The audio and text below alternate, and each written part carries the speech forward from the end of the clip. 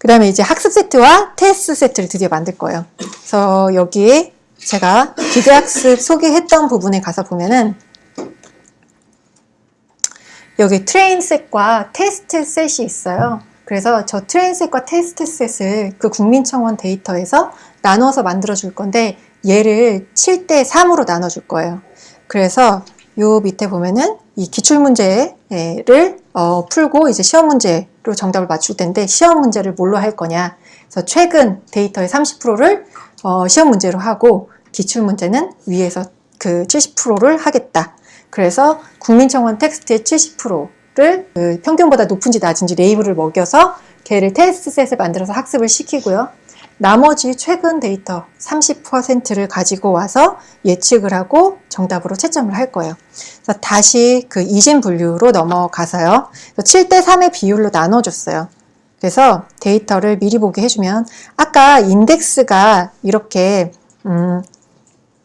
다 그 청원 번호가 들어가 있었어요. 근데 제가 인덱스 번호로 개수로 나누기는 했는데 인덱스로 나누게 하기 위해서 리셋 인덱스를 다시 해줬어요. 그래서 앞에 인덱스가 0부터 다시 새로 생겼어요. 그래서 데이터를 나누는 기준을 일단 구해야 되는데요. 이 쉐이프를 해서 0.7을 곱해줬어요. 그러면은 이 스플릿 3576번을 기준으로 나누게 했어요. 그 인덱스를 기준으로. 그래서 0번부터 시작하는 그 인덱스에서 3575번까지 가져올 거예요. 여기에다가 넣어주게 되면은 그 데이터가 그 3005, 그 한 개 이전까지를 가지고 오게 되거든요. 그래서 데이터 트레인의 헤드가 아니라 테일을 한번 찍어보도록 할게요. 그래서 보면은 3575번까지 가지고 왔어요. 아까 그 말씀드린 것처럼 요거에 바로 앞에 인덱스까지 가져와요. 네. 그래서 이렇게 스플릿이라는 거를 사용을 해서 앞에 70개, 그 70%의 그 데이터를 가지고 왔어요. 그래서 국민청원 데이터가 37만 건인데 실제로 우리가 사용하는 데이터는 아까 몇 건인지 확인을 안 하고 왔는데요. 다시 올라가서 보면은 DF 5,100건이에요. 저희가 사용할 데이터 셋은 37만 건 중에서. 근데 전체 국민청원 데이터로 학습을 시키면은 아마 더 정확한 결과가 나올 거예요. 그 아웃라이어 데이터는 제거해 주거나 아니면 그리고 저는 평균값을 사용을 했는데 중간값을 사용을 하시면 돼요. 그 투표값을. 그래서 더 많은 텍스트를 넣어줄수록 더 정확해져요. 네. 그래서 제가 여러분들이 제가 이 이메일을 이번 주 초에 보내드리고 어제도 또 메일을 보내드렸는데요. 혹시 메일 못 받으신 분 있으세요? 여기서? 네, 없으세요? 네, 그래서 메일을 보내드렸을 때 이 노트북을 이미 복사를 해오셨다면 왜 불이 꺼지죠? 네. 네. 메일을 복사해 오셨을 때 이 노트북을 보시면은 아마 정확도가 한 70 몇 프로일 거예요. 근데 이 실습은 제가 80%까지 다시 올렸거든요. 그래서 이거를 텍스트 개수를 점점 늘려주시면은 제가 이거를 정확도를 100%까지도 예측을 했어요. 그렇게 어렵지 않게. 그래서 여러분들도 충분히 100%, 97%, 98%까지 예측을 해보실 수가 있어요. 그래서 그 점수를 올려보는 실습을 해보시면은 재미가 있을 거예요. 그래서 이 밑에 이제 테스트 세트를 만들 텐데 얘는 스플릿 카운트를 앞에다가 써줬어요. 그래서 이 인덱스부터 이 뒤에 전체를 가지고 오겠다라고 해서 1533건이에요. 그래서 아까 7대 3으로 아까 그 트레인 셋이 훨씬 많아요. 그래서 7대 3으로 나눠줬고요. 그래서 헤드로 미리 불러오고 그 다음에 테스트에서 투표가 평균보다 많은 거를 보면은 273건이에요. 평균보다 높은 게 전체 데이터가 5,000건이 넘었는데 거기에서 평균보다 높은 거는 273건이에요. 그러면 이제 단어를 벡터화 해줘야 될 거예요. 왜냐하면 이 머신러닝 알고리즘은 이 한글 텍스트를 이해하지 못해요. 왜냐하면 그 머신러닝 알고리즘 내부에서는 수치 계산을 하고 뭐 통계적인 것을 사용을 해서 계산을 하기 때문에 텍스트가 들어왔을 때는 얘가 계산을 할 수가 없어요. 텍스트 데이터를 벡터화 해주어야 하는데요. 그래서 텍스트 데이터 벡터화가 뭔지 잠시 소개를 하고 가도록 할게요. 그래서 백 오브 워드 백오브워드라고 하는 게 가장 기본적으로 사용되는 방법이에요. 그래서 백오브워드는 그야말로 가방에다가 단어들을 다 담는 거예요. 거기에 어떤 단어가 등장하는지. 아까 제가 뭐 아이, 뭐 초등학교, 뭐 그다음에 뭐 학교, 교원, 뭐 대학교, 주식, 증권, 아파트 뭐 이런 여러 단어들이 있잖아요. 그 단어들을 다 그냥 그 가방에다가 넣어줘요. 그래서 이 문장에 그 단어가 몇 번이 등장하는지 개수를 세주는 거예요. 그래서 이 방법은 되게 간단해서 되게 많이 쓰이는 방법인데 이 방법의 단점이 뭘까요? 워드투백을 설명을 드릴 때도 백오브워드의 단점에 대해서 잠깐 말씀을 드렸었는데 백오브워드의 단점은 되게 스파스하다는 거예요. 되게 희소 벡터예요.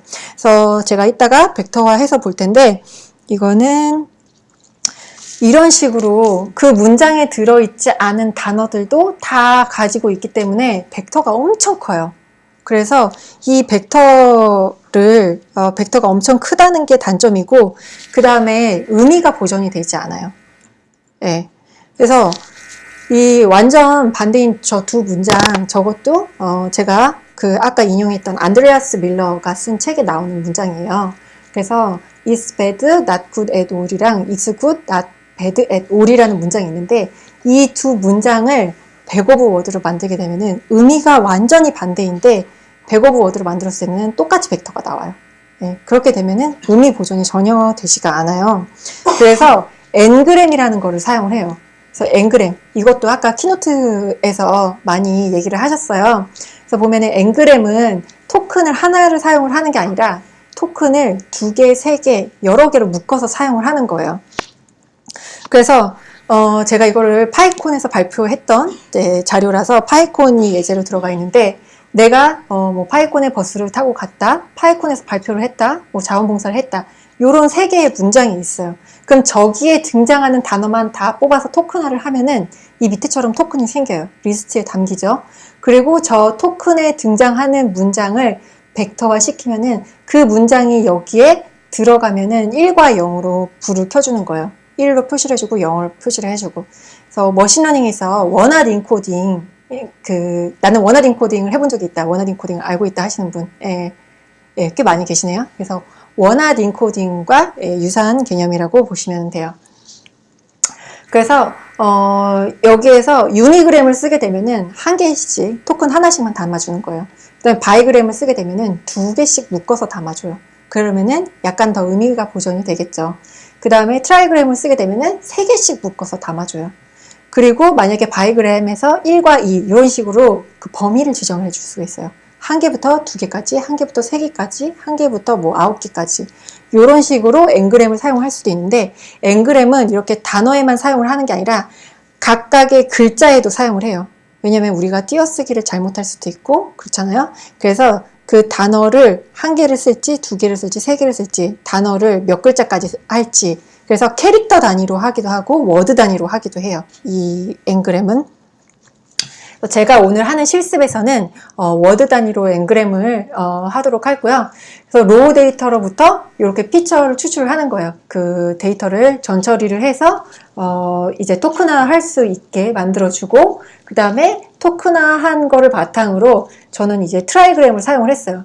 그래서 보면은 단어가 3개씩 묶여 있는 것들이 있어요. 1개, 2개, 3개가 묶여 있는데 앞에서 article, html, index, no라고 되어 있는 게 있는데 저거는 3개의 단어가 묶여 있어요. 그 다음에 COKR news라는 것도 3개의 단어가 묶여 있는 거예요. 그래서 백오브워드를 3개로 묶어준 예시예요. 그런데 이 백오브워드도 단점이 있어요. 그래서 이것도 키노트 스피치 들으셨던 분들은 들으셨을 텐데 TF-IDF라는 걸 만들어줘서 너무 자주 등장하는 거는 어떻게 보면 불용어에 가까울 수도 있어요. 그런데 다른 문서에는 등장하지 않지만 이 문서에만 굉장히 자주 등장하는 그 단어가 있을 수 있어요. 예를 들어 블록체인이라는 단어는 특정 청원에는 굉장히 자주 등장하는데 전체 청원에서 블록체인을 봤을 때는 걔가 불용어가 아닌 거죠. 그러면 그 문서에서 블록체인이라는 단어는 굉장히 중요하니까 얘는 가중치를 높여주는 거예요. 그래서 저는 여기서 초등 돌봄 교실이라는 거를 그 예시로 들었는데 그 단어는 굉장히 중요한 역할을 하기 때문에 가중치를 높게 주는 거예요. 그래서 이런 식으로 가중치를 구해서 그 문장 내에서 이 단어가 얼마나 의미를 갖는지를 구해주는 게 바로 TF-IDF예요.